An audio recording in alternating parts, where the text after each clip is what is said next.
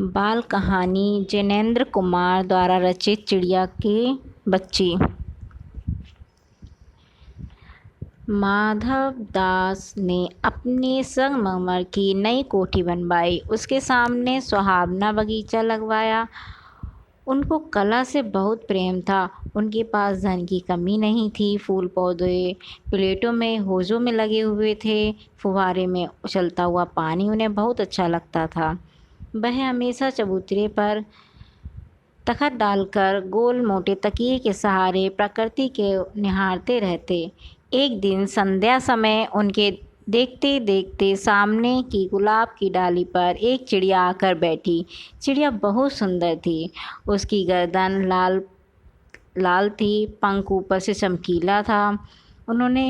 उनका नन्हा सा सिर बहुत प्यारा लगा और शरीर पर चित्र विचित्र चित्रकारी थी। चिड़िया को मानो मानव दास की धाक का कुछ पता ही नहीं था। वह कभी सिर हिलाती, कभी फुदकती। वह खूब खुश मालूम होती थी और प्यारी प्यारी सी आवाज़ निकालती रहती। मानव दास को वह चिड़िया बड़ी मनभावने लगी। उसकी आज़ादी बड़ी प्यारी जान पड़ती थी। कुछ देर तक वह उस चिड़िया को इस डाल से उस डाल तक फुदकता देखते रहे।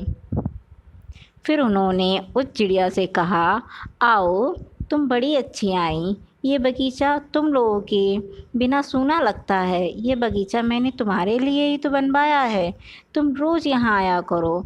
चिड़िया घबरा गई और बोली, मैं थक कर यहाँ बैठ गई थी। मैं अभी चली जाऊँगी। ये बगीचा आपका है, मुझे माफ़ करें। माधव दास ने कहा, मेरी भोली चिड़िया, तुम्हें देखकर मेरा मन बहुत खुश हुआ। मेरा महल सूना है, तुम्हें देखकर मेरी रानियाँ का मन बहलता रहेगा। चिड़िया बोली, मैं माँ के पास जा रही हूँ। माधव दास ने कहा, प्यारी चिड़िया, पगली मत बनो। मैं तुम्हारे लिए सुंदर घर बनवा दूँगा। उससे मोतियों की झालर होगी। बस तुम मुझे खुश रखना।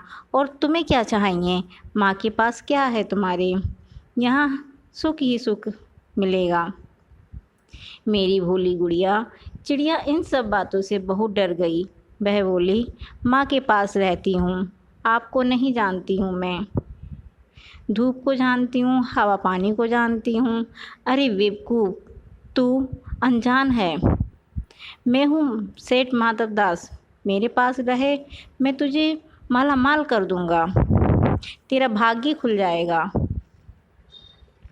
और मेरे घर रहेगी आराम से। सोने की कटोरी में पानी पिएगी और सोने से मढ़े हुए हारों के मूल्यों को चमका दूँगा।